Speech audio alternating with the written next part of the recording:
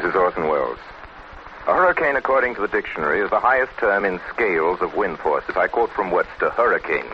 Cyclones of diameter of from 50 to 100 miles, wherein the air moves with a velocity of from 80 to 130 miles an hour around the central calm space, which, with the whole system, advances in a straight or curved track, especially prevalent in the tropical regions of the Pacific. A final definition describes a hurricane as a violent rush or commotion, bringing with it destruction or confusion.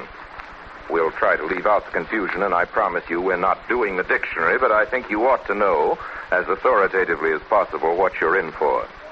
Tonight's story, which is about a hurricane, is called The Hurricane. And the aim is to show what a cyclone of a diameter from 50 to 100 miles can do to a South Sea Island paradise and to the lives of the people who are still alive after it blows over. Tahiti from here, Captain Nagle. 600 miles, madame. Are we really in the South Seas now? Right in the heart of them. The South Sea Islands. The last hiding place of beauty and adventure. That's what all the travel folders say. Captain, what's that wretched barren spot way off there to the right? That's one of them. One of the South Sea Islands. Nothing like that in the folders. There was a time when it was mentioned in all the folders. Oh, but it's just a silly-looking sand waste. Has it a name? It's the island of Manakura. 20 years ago, that was the most beautiful of all the islands that raised their little green heads above these waters. The most beautiful and enchanting bit of paradise in all the world. I always throw it a kiss when I pass it for old time's sake. Excuse me, madame. What happened to it, Captain? It's a very simple story, madame.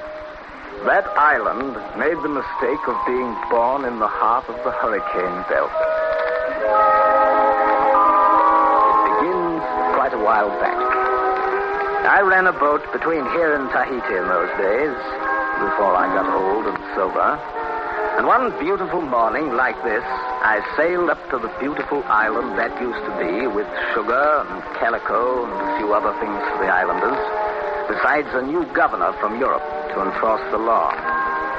Later, I wished I'd thrown him overboard. He was just about as beneficial as the hurricane.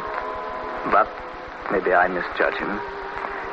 It's his story anyway, and I guess his story is as good as mine. The Journal of Eugene Delage, Administrator of Manakura, August 5th, 1902. From Tahiti to here, 9 days on the Katapoa. Fair wind and a calm sea. And early this morning, we sighted Manakura. Look, Eugene, the island. Yes, there it is. I never believed there was such beauty in the world. It's paradise, Eugene. Our paradise. Let's hope the residence is a fit place to live in. I understand the last administrator is very incompetent. Suddenly, sort of fellow. I'm telling what we're getting into. I'll never want to change, not any part of it. Very well, my dear. You admire, and I'll remodel. Natives are probably lazy and dirty and immoral. I've understood from other governors that these South Sea people are utterly lawless. Oh, that depends, Your Excellency. Oh, hello, Captain. Good morning, Madame de Beg your pardon, Captain? It depends, Your Excellency, largely on how you treat these people. Take my mate Tarangi, for instance. I'll match him against any sailor in the Pacific. How's the wind, Tarangi? Holding? Holding, Captain. It has to hold if I say so.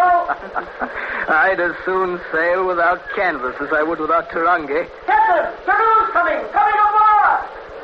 What's that? Canoes. They're coming out to meet us. Chief Mehavy and his family.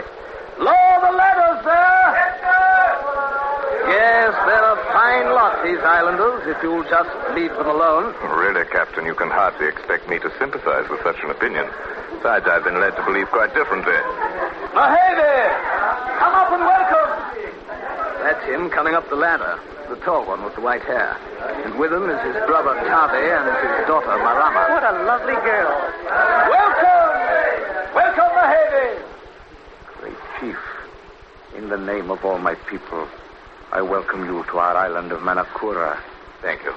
May we work together, our people and you, in friendship and understanding for the benefit of all.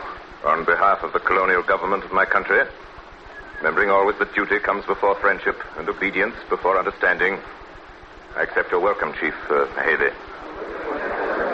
Great Chief, my wife is dead. My daughter will speak now for the women of our island. Like these white flowers, madame, may your life be happy among us.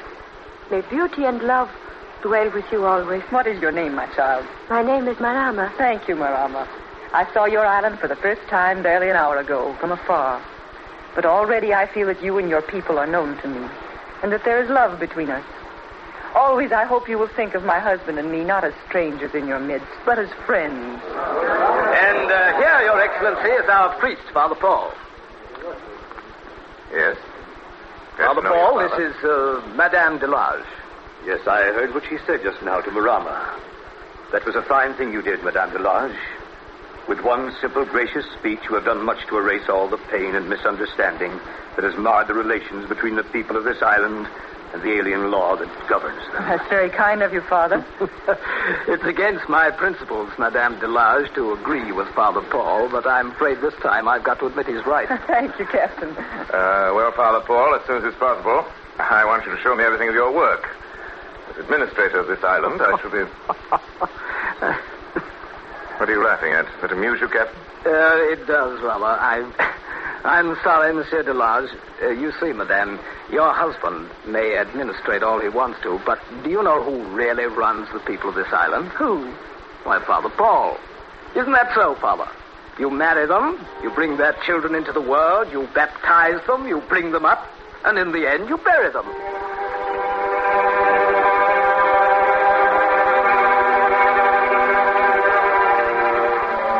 This boy has stolen a canoe. Stealing is against the law. There's a penalty for breaking the law. He's therefore sentenced to 30 days' punishment.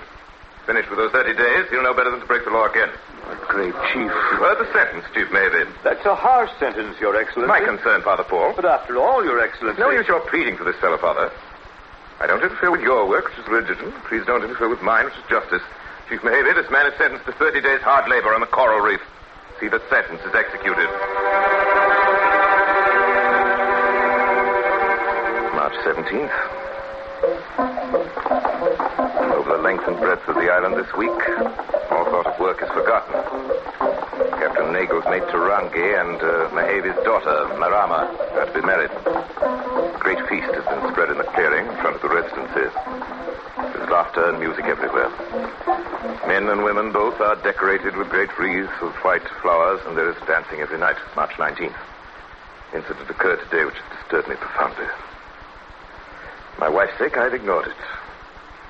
I'm not sure, however, that I've acted wisely in doing so.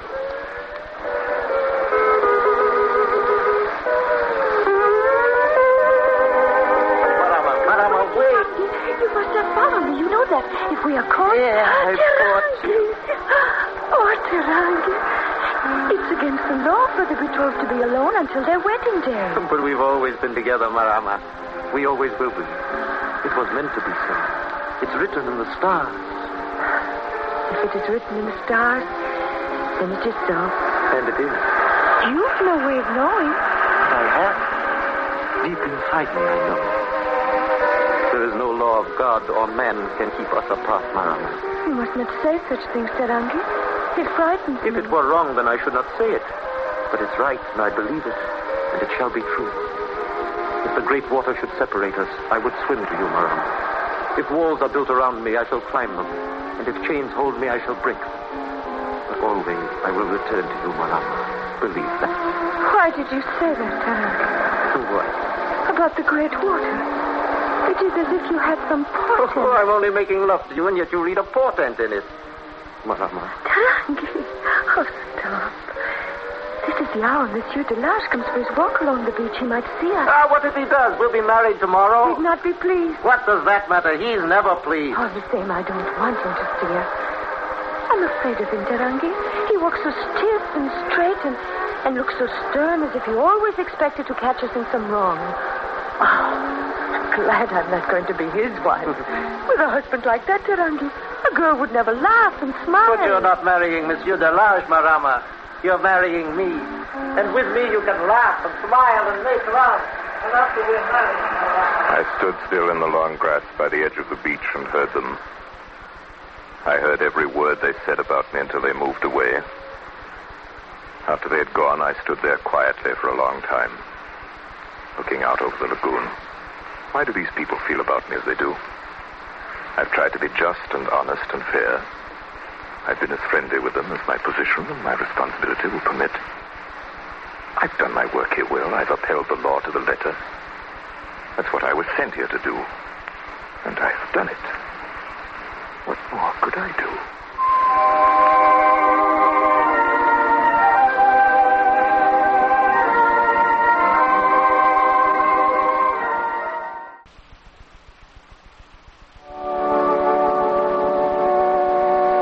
By the authority committed to me, I now pronounce you, Marama, and you, Tarangi, united in the bonds of matrimony through the Saint Christ our Lord. Amen.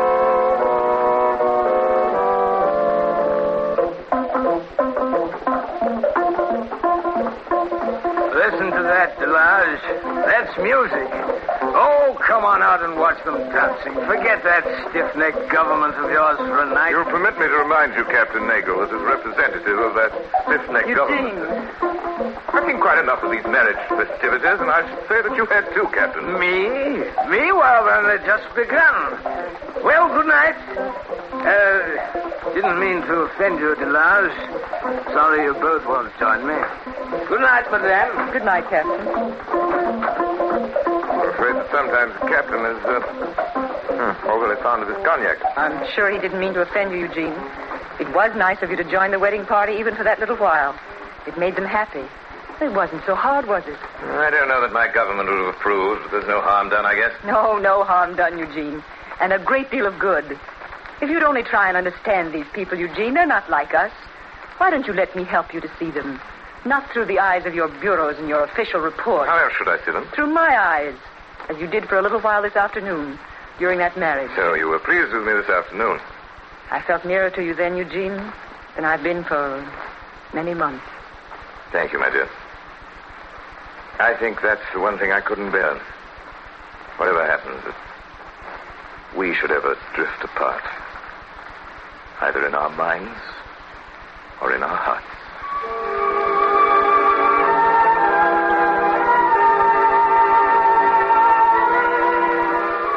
May 26th, Captain Nagel left today for Tahiti. All night they were loading. When they sailed, the Katapoa carried the biggest shipment in the history of the island. There were 100 tons of copra. I think I may be permitted a not unreasonable pride in the reports I sent in with him. Colonial government.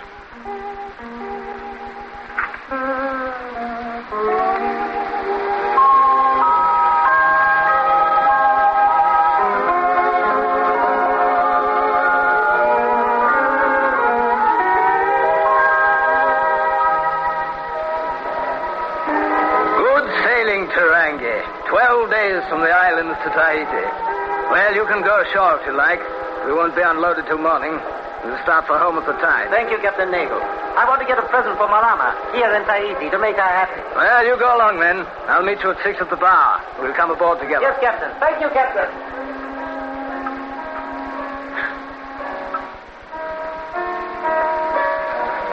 Hello, Tarangi. When did Katapoa get in? This afternoon. Captain Nagel here yet? Not yet. Tarangi, Yes, Joe. see that man coming towards the bar? He's been here all afternoon. He's drunk, looking for trouble. But I'm not making any trouble. You know how white men are when they're drunk. Get away from that bar, Let me go, Tarangi. I don't drink with natives. Get away from that bar. I tell you, Tarangi. I'm not doing anything wrong. Oh, you're not, eh? Well, get up. Get up when a white man tells you, do you hear me? That'll teach you to obey your superiors, you.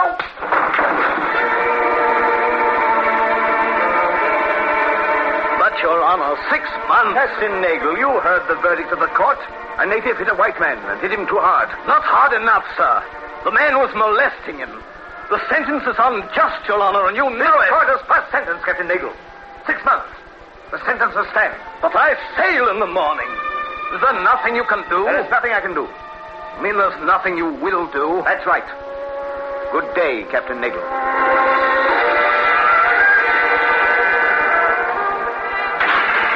Captain Nagel, Captain Nagel. I've done all I can, Tarangi. 6 months isn't long. The time will pass quickly. You will see Marama, Captain. You will tell her how it is with me. Yes, Tarangi. And you will see that she is taken care of, please. Of course we will, Tarangi. And, Captain, tell her not to be sad. And tell her not to worry. Tell her I'll come back to her soon.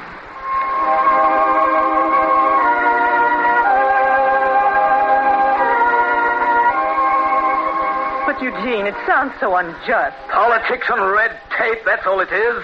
It's an offense to good government. Passion is a dangerous thing, Captain. I wouldn't criticize the government because a native breaks the law. But, Delage, even the jury was sick about it. I could see it. The magistrate, as I take it, is a just man, as I try to be.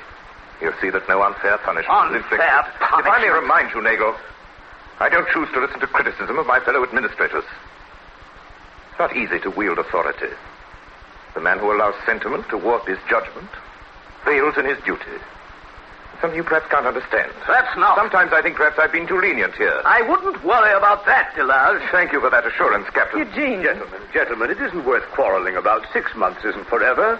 Why, first thing you know, Captain, you'll be bringing Tarangi back in time to see me bring his child into the world. Child? Yes, Eugene. I didn't know. But that doesn't affect the case. Eugene. Germaine, there are things that concern me alone. I must ask you in the future to leave the administration of this island to me. Trust you won't make it necessary to speak to you again. Sorry. Now, gentlemen, if you'll excuse me, I have work to do. We shall expect you at the residency dinner.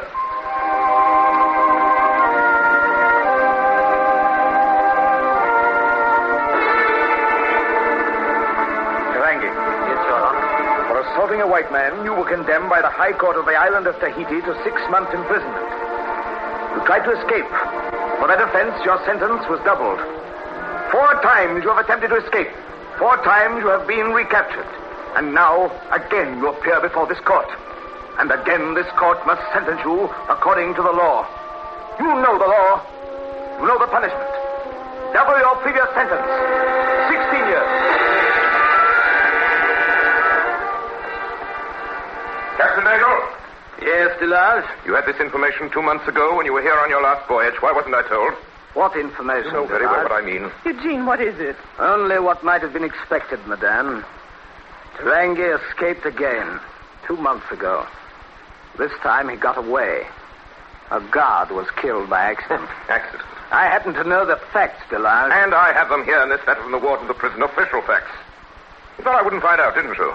You thought you could shield a murder. Oh, I'm sure that's not true, Eugene. She's right, Delage. That boy wouldn't commit a deliberate murder. And we all know how the captain feels about Tarangi's misfortune. Misfortune? He brought it all on himself, Father, by his stubborn defiance. Now, by escaping, he's made a laughingstock of the police, of the law. Above all, me. Oh, Eugene. He must be retaken. The government's prestige will suffer if he goes unpunished now. I think it suffers more when a boy can get 16 years for striking a man who molests him. I know very well what you think. What you all think. Cease to be of any interest to me. The authorities believe he will attempt to make his way to this island. They warned me to watch your ship, Captain Nagle. My ship was searched before I sailed, from Truck to Kielson. And anyway, don't you know that Tarangi wouldn't implicate me by stowing away? Where would he hide on a boat the size of the Katapua? Your crew would hide him. I only ask you to remember your duty, Captain, as I attempt to remember mine. Eugene, judged by God's law, Tarangi has done no harm. Isn't that true, Father? I may be a sentimental old man, madame, and a very bad priest, but I believe God would judge somewhat differently from the colonial government.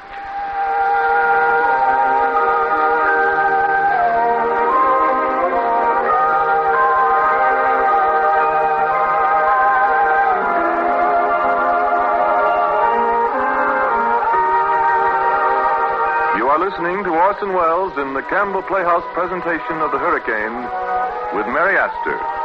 This is the Columbia Broadcasting System.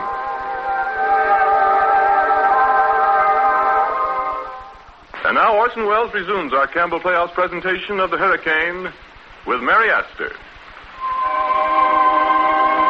Journal of Eugene Delage, Governor of the Island of Manakura, 1902-1909. August 5th, 1909. Today is the 7th anniversary of our arrival, Manakura. Little to celebrate. Still no news of Tarangi. Over the island there hangs a strange gloom. Grows for the months.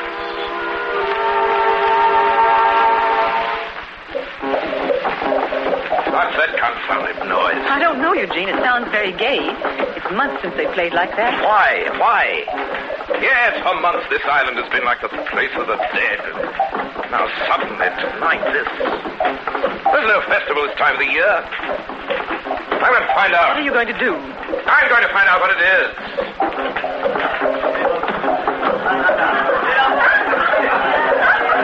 Bailey! Silence! What's going on here? What's happening? The people are celebrating, Your Excellency. Celebrating what? Their happiness, Excellency. What are they happy about? Well? Tarangi, Your Excellency. What did you say, Mahebe? He's coming home, Delage. Tarangi is coming home. How dare you? How dare you stand there and defy me and you, Mahebe? Where did you hear this? Who brought the news? I can tell you that, Delage. Well, Captain Nagel? The drums have brought the news. 600 miles from Tahiti. The birds have brought it. You hear the wind blowing? Well, it came on the wind. Nagel, you're drunk. Well, maybe I am, Your Excellency, but what have you got to say to all this? How about it? Has your colonial government any law against dancing and singing when the heart is happy? Have they? Well, Mahebe, administrator of this island, I demand to know what information you're holding back. Is Tarangi here? Have you seen him? You don't have to see him, Your Excellency. He's the soul and symbol of all these people. No cage can hold them. They're the last of the world's afflicted race of humans who believe in freedom. Look at them dance. There's the island dancers, the old Lord.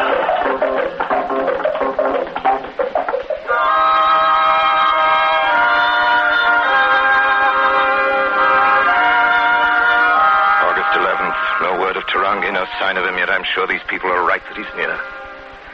Shall instruct Captain Nagel to take me to Katapoa for an extended search over the islands. Motu Tonga, Motu Atia, even the Far Islands. Must you make this Yes, trip, Eugene? I must make- Why? It's only my regular tour of the island. I shan't be gone a month. Why are you so concerned? It's only... I don't see how you can go on his ship after the way you talked to Captain Nagel. I don't hold grudges. You know that. Nagel ought to know it, too, after all these years. I know why you're going, Eugene. You hope to find Tarangi. Well? Don't go. You should know me well enough not to ask that. Once, one night in this room, 6 months after we came here, I asked you something. You asked me to see these people through your eyes, not the eyes of the law. What's happened? An accident. No accident, Germaine. The logical outcome of my own weakness in listening to you. Eugene, you don't... I made a mistake once, Germaine. I don't intend to make it again. No matter what the cost. What is it you want, Eugene? That boy's life? You, the priest, Captain Nagel. You all think I'm motivated by revenge. See if I could be that small. I know you're not. They know you're not. Believe me, Eugene, we all understand. That's why we pity you. That's why I beg you now to give up this passion of yours before it destroys us all. Give him his chance, Eugene. Him and Marama. They love each other as we once loved each other. Germaine, all the others are against me. Not you, Germaine.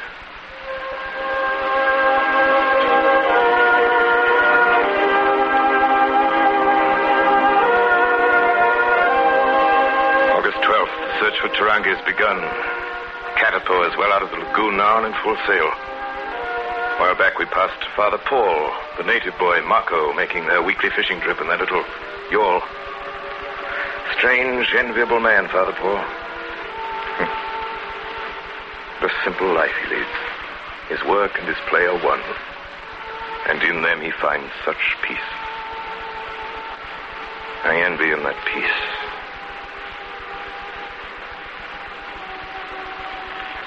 Shall I steer a while, Father Paul? You must be getting tired. Not yet, Marco. Soon it will be time for supper, then you may take the tiller. What are you staring at, Marco? Look, Father. Do you see nothing? Huh? What is it, a log? Canoe. And a man clinging to it. You sharper eyes than mine, lad. There. He's moving again. Are you sure? Yes, Father. Maybe it's him, Father. Maybe it's Tarangi.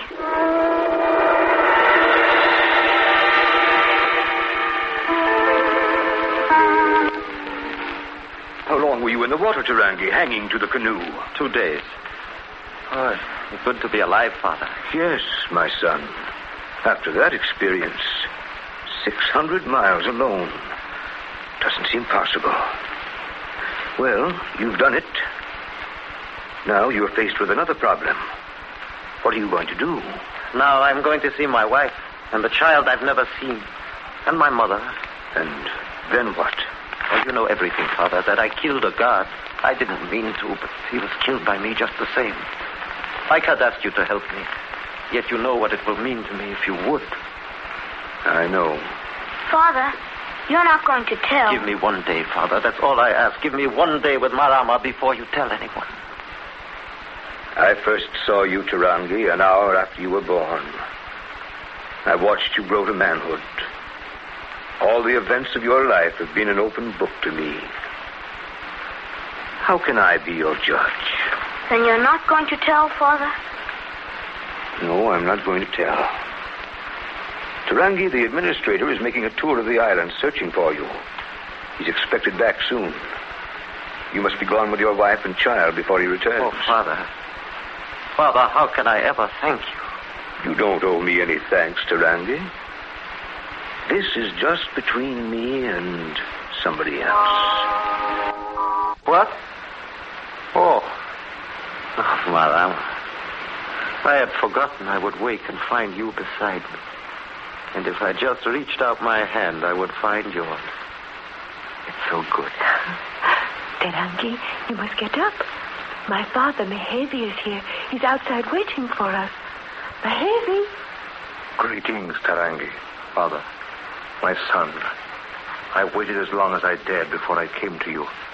You must be gone before the administrator returns. But where to? To the Forbidden Island. To Whenua Ino. Whenua Ino? But that is taboo. That is why no one will look for you. Once there, you and Marama will be safe for the rest of your lives. Yes, Father. Tonight, Mako and Marama will sail my canoe across. Yes, Father. And after, you will go together tonight to the Forbidden Island, to Whenua Ino.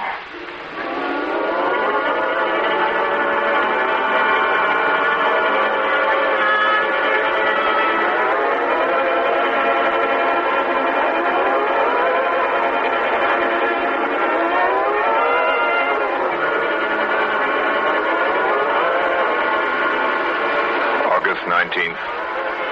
Katapo docked today. Our search was fruitless. With the news I bear, there was no pleasure in coming home. A strange disquiet on the island. Feel it all about me. There's no movement among the natives. They only stand about and keep watching me. I have a curious feeling that something is going on here in this island behind my back. Germaine met me at the dock. Even her greeting was strained. And at dinner at the residency tonight, Father Paul did not appear. I've never known him to miss one of these dinners of yours before. It's strange his not being here tonight. Why do you suppose he didn't come? Oh, he's in the village with Mama Rua, I expect. She's nearing the end now. She's going to die. Who? Tarangi's mother. She keeps hanging on, though. She has a feeling she's going to see her son once more before she dies. What makes her feel that, Captain? Just delirium, I suppose. I'm asking the captain, my dear. Oh, your wife's right, Delage. It's the fever, probably, and some sort of superstition.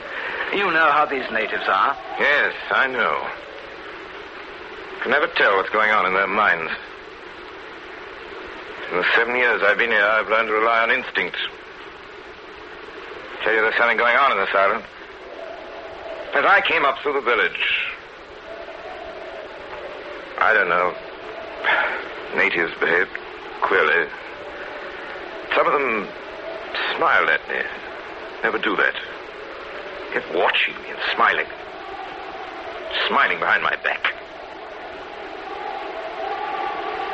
If Tarangi was on the island, none of you would tell me, would you? Would you? That wind's been rising all evening. The worst I've heard in a long time. Like devils running around. Yes, looks like we're in for a real blow this time. Well, I'd better be getting down to my ship. I've never been on the island in a storm. Do they get very bad, Captain? Well, I've heard tales of them.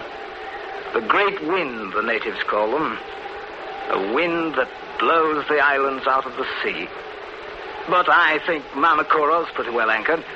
Well, good night, Madame Delage. Good night, Captain. Good night, Delage. Good night, Captain. Germaine. Germaine, did you hear anything? Just the wind, Eugene, that's all. I thought I heard voices. I'm right. There is something afoot. Outside there. Something queer going on behind my back.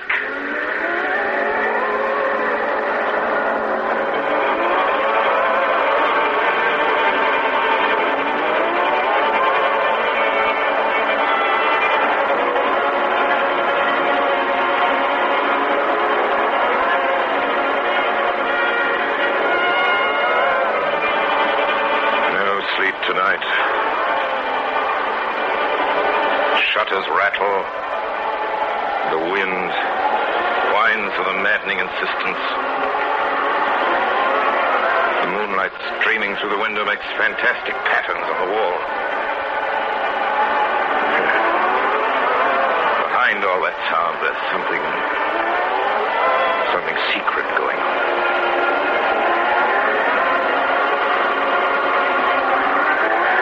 I can't sleep. I can't bear to be indoors. Perhaps if I go out into the air, onto the open beach.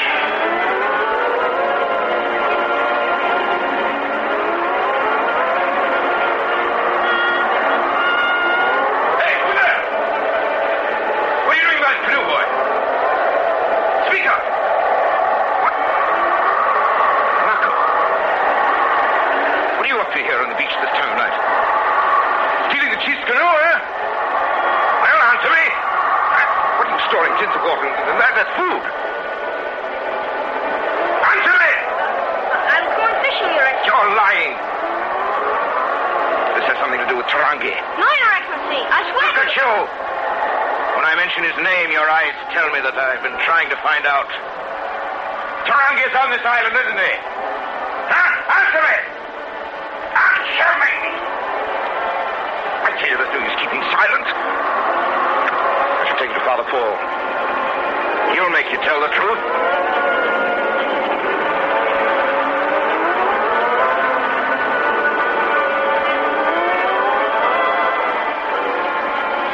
Father Paul, I didn't tell. I didn't tell. See, Father Paul, this boy is guilty. That canoe was for Tarangi. Tarangi is here. Nagel deceived me, smuggled him in right under my eyes. That's not true, Delage. Captain Nagel knows nothing about it. Huh? But you know about it. I picked Tarangi up at sea, not 10 miles from here, last night. You? Of all men. My own priest. I am Tarangi's priest, too. Could I, preaching the gospel of infinite love and the remission of sin by repentance, betray his trust in me? The laws of the state are one, the laws of God another. Where is he now? I don't know. I see. Well, good night, Father.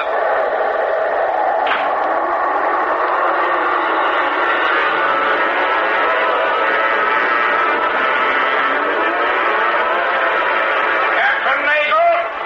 Well, Delage? I dare say it'll please you to know that so far I can't find a trace of him. Captain Nagel, I want your boat again. But Delage... How soon will you be ready to sail? This is hurricane weather. The barometer indicates we're squarely on the track. Of what? Of whatever's coming. I'll not waste any more time. In the name of the government, I demand your boat. Well? Men can't argue with the government. I'll be ready whenever you are, Delage.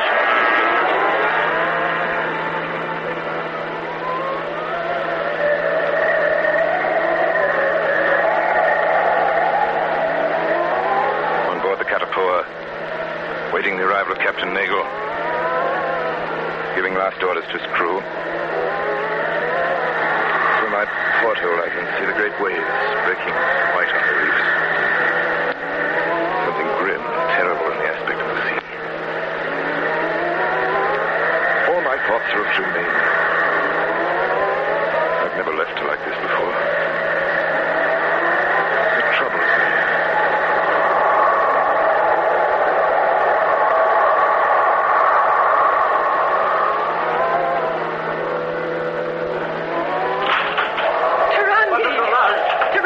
did you come back? I thought you got away. Oh, it's too late. Didn't you see them? See what, Tarangi? The birds. The sky was black with them. They've all gone away from the island. What do you mean? Don't you understand? The great wind. The birds have gone because the great wind is coming. The great wind? The hurricane. That's why I came back to warn you and my people. Run. Seek shelter. All this will go. This house too. The whole island. You must find shelter. Hurry! Hurry!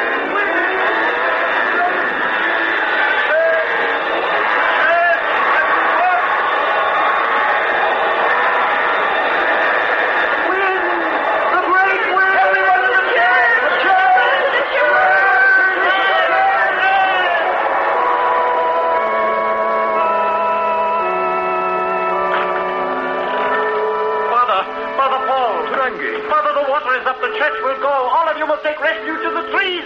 In the trees! My children, I only know that God sees us, that my place is here in my church.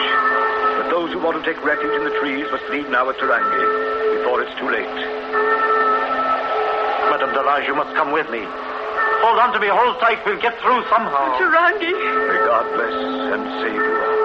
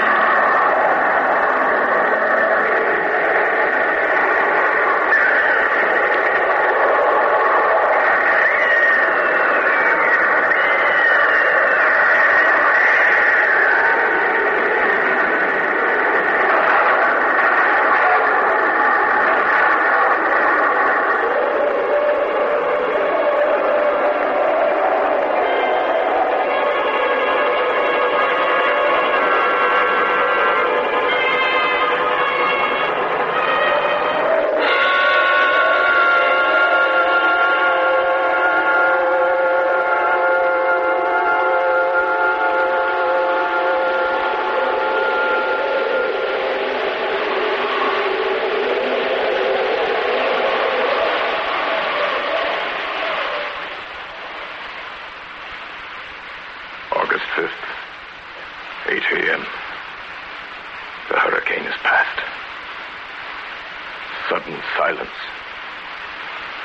The sea lying calm and still in the sunlight. As we draw near the island, as far as the eye can see, there's nothing but desolation and death. And of the church, not one stone standing. Of survivors, not a trace.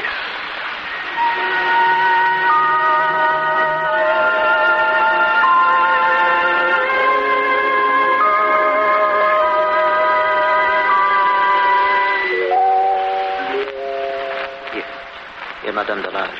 Drink this water. Are you all right? Yes, Tarangi. And you and Tita and Marama, we are all together, Madame. Before long, they will find us. But who? Surely there's no one left. I saw Captain Nagel's schooner pass, way off, before we were washed on shore. Eugene. They will find us before long. Then they will take you again, Tarangi. Oh, no, Marama, no. Tarangi, it isn't part of your island, your refuge. You've got a canoe. Why don't you go? We cannot leave you, Madame Delage, not until they come. You must leave at once in the canoe. Once you're out of sight, you're safe.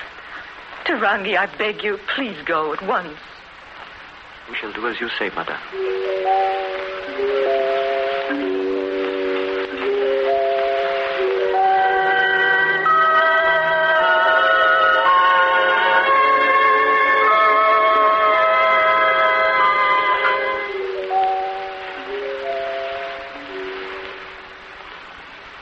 Germaine. Eugene. Germaine. You're safe. Oh, my dear. And you, Captain Nagel, you too. It was a miracle, Madame. And the poor father isn't here to hear me say it. Germaine. Yes? Were you the only one? Yes, Eugene. Were there no others? No others. They were all washed away. I'm all alone. I was tied to a tree. It drifted here. All the others were lost. All the others. Take me back to the boat. Germaine, you say you drifted in on a tree. It must have launched over the beach. Where is it? On the other side of the island. Take me back to the boat, Eugene. I have to report everything. I have to have a look at that tree. Eugene, don't leave me. I'm afraid. Yes? Look, footprints on the sand. Footprints? A man, a woman, and a child. There are footprints across the island. Down to the water. Eugene, please don't go. Don't leave me. I'm only going to the top of the hill, my dear. Just a few yards. Please, come back. There's nothing to see. One moment, Jeanette. Was it Tarangi? Yes, and Marama and the child. You'll see them from that hill. He can't help it. Eugene, please come back. There's something offshore. The water. Something dark. It's moving. It's a canoe. There are three figures in it. Oh, it's nothing. I saw it. Eugene, it's nothing. It's only a floating log. Eugene, now that you've seen... Eugene, you can tell now, can't you, that it's only a floating log? Yes, Jeanette. Let's go back to the ship. It's nothing. It's only a floating log.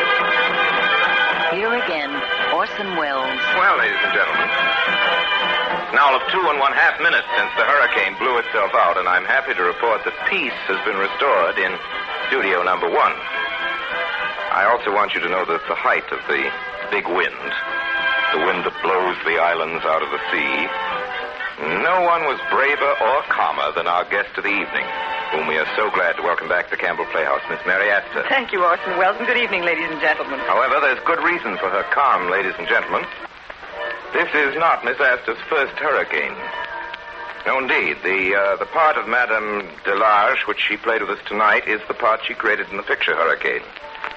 And of that hurricane, the hurricane that director John Ford stirred up on Mr. Samuel Goldwyn's back lot some 2 years ago, stories are told that will never be forgotten. I wonder if, Mary, you perhaps could bring yourself to tell us a few of the terrifying details. Well, that hurricane, Orson, lasted not 3 minutes, but 3 months. 10 hours a day of wind and driving rain and Miss flying Astor, sand. Please go on. Well, what would you like to hear?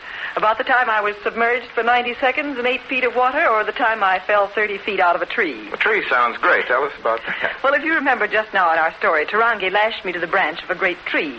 The tree was carried out to sea, and I survived. Correct. Well, in the picture, that branch was about 30 feet off the ground. When the waves hit the tree, that branch broke suddenly and started, with me on it, head down towards the concrete floor 30 feet below. What happened then? I just went sailing down. It was a fine sight. Most convincing, everybody said. Yes, but... The cameras went on right on grinding. Director Jack Ford chewed up 2 handkerchiefs, and everybody was delighted. But what happened to you, Mary? Oh, me? Well, luckily, studio trees are partially made of wires, and those wires kept me from falling completely.